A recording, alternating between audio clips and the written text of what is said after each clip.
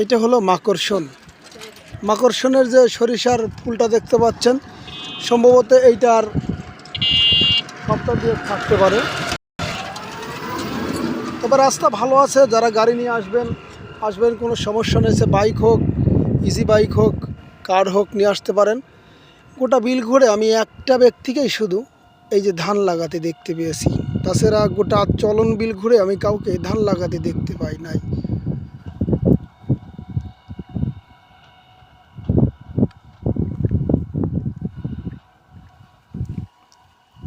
খুব মনোযোগ সহকারে ধান করছেন বাবাজি।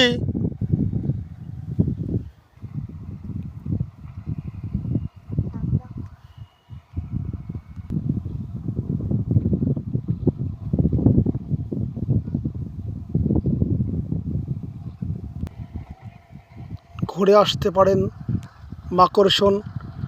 সরিষা আসে, গোটা চলন বিলি শুধু সরিষা আর সরিষা। ভালো থাকবেন, সুস্থ থাকবেন, শরীরের যত্ন নেবেন।